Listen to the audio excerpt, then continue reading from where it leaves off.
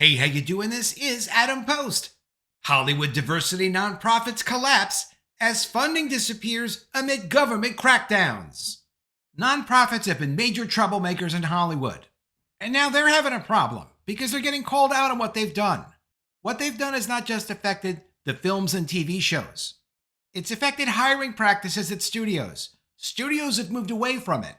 And now the financial backers of these nonprofits are also starting to move away.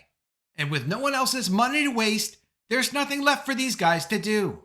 From The Hollywood Reporter, Hollywood's DEI promoting nonprofits face Trump assault. Quote, the higher profile you are, the bigger the target. Many nonprofits who work with studios like Women in Film and Color of Change are facing a newly challenging environment imposed by the White House. It's a dire time for the Hollywood nonprofits dedicated to advocating for minorities, women, and other underrepresented demographics across the industry. And why are they having a problem? Because they're advocating for those people at the expense of everyone else. Many of the major studios and networks at publicly traded companies have already rolled back or eliminated their in-house diversity, equity, and inclusion programs since Donald Trump signed an anti-DEI executive order shortly after returning to the White House in January. That directive also sought to rein in institutional grant-making by signaling to the biggest private philanthropic foundations that their support of such programs could lead to regulatory scrutiny. The scrutiny comes in here. If you're a big financial foundation and you like to give away money, you're a philanthropist, that's terrific. The government has warned them if you give to these illegal programs, these nonprofits pushing things that are against the law, they could get looked at by the IRS or some other authority in the government like the DOJ. So those foundations have been backing off giving these guys money. Meanwhile, another administration directive has significantly stymied federal funding to the tax-exempt sector. So don't expect the federal government to pay for this nonsense anymore. Now, many organizations doing this work, from Women in Film and Color of Change to Gold House, are facing a crisis. If not yet through a direct hit to philanthropic financing, then the secondary ramifications of an all-out war on progressive policies in the private sector. And nonprofits aren't really in the private sector.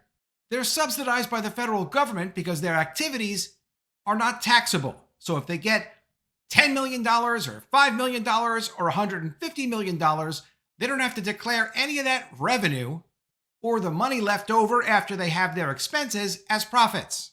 Totally tax-free, because theoretically nonprofits are doing the work of the government.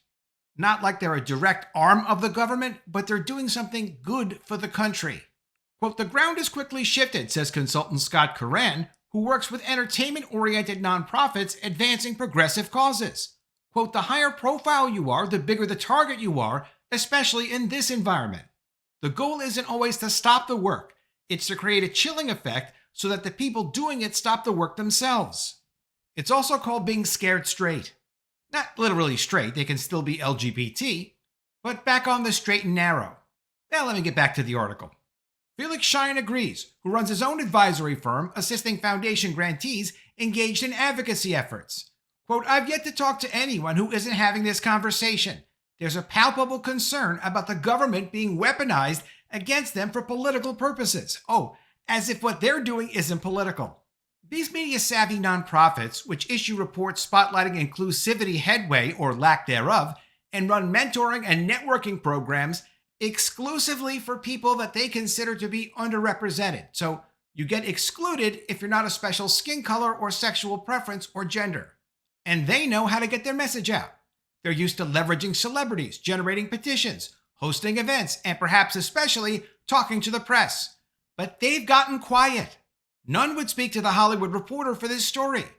The CEO of one of the top organizations agreed to an interview only for it to be canceled minutes before it was set to begin following consultation with their lawyer.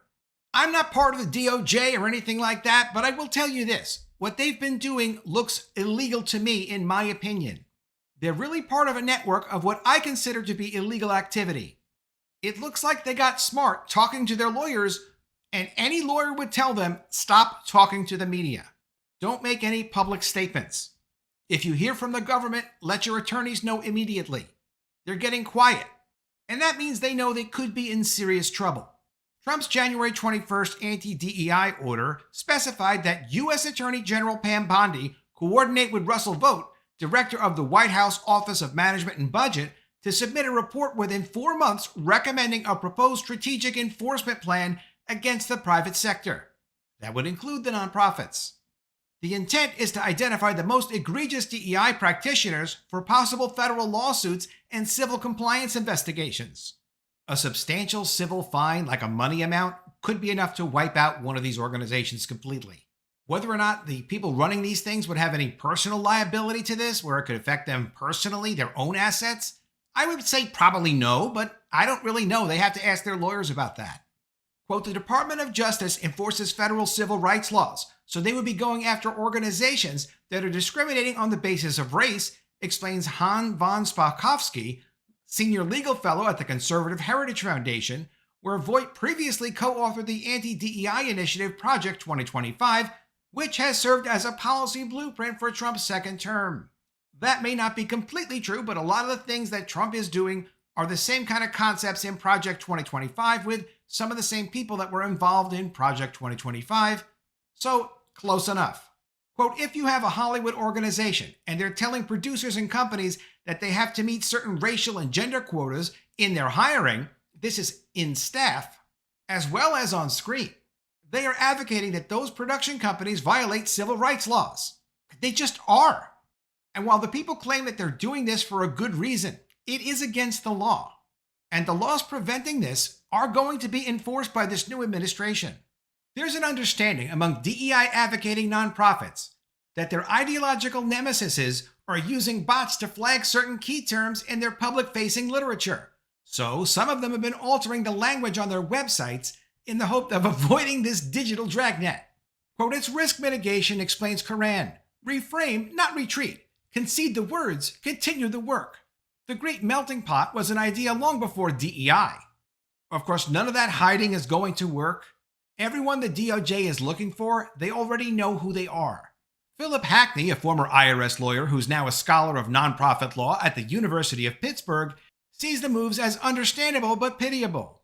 Quote, when you scrub your website, you undermine yourself because you've said you held these principles and now you've taken them down, he says. It's also unclear if it'll work. It will not. So you're left without your principles and you still have the problem. The nonprofits that are scrubbing their websites and are staying really quiet are not trying to continue the work. They're trying to continue to go to offices and then go home without getting in trouble with the government. They're just trying to stay out of trouble. No one is out there in the field actually doing this stuff in any aggressive way anymore, and they couldn't possibly. If they don't have the courage to even do an interview, then they don't have the courage to do the work. Not one of them would give an interview to the Hollywood Reporter, which would be great publicity for them. They're not doing it.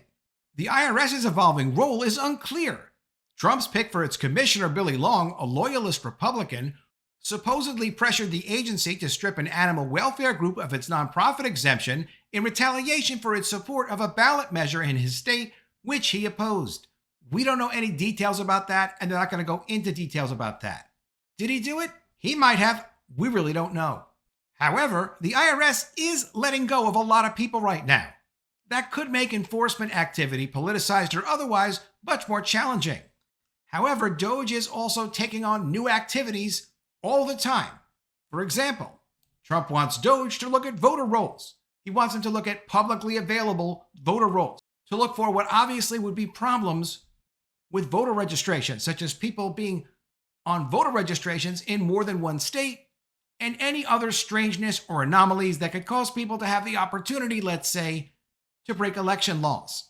Rick Cohen, Chief Operating Officer at the National Council on Nonprofits, a trade association which recently sued the Trump administration over the federal funding freeze, observes that the exemption division at the IRS was underfunded and understaffed even before the latest moves to reduce headcount at the agency.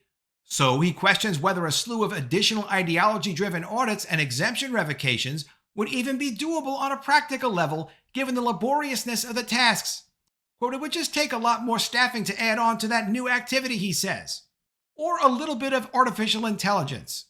I'm expecting the artificial intelligence is going to run all these guys the hell out of the nonprofit business. Still, notes Ellen April, a senior scholar at UCLA's Lowell Milken Center for Philanthropy and Nonprofits, the mere fact of being targeted is often severely damaging to many organizations. Quote, it's a stigma, especially with donors who have other places they can give, she explains, and it takes time and money to fight.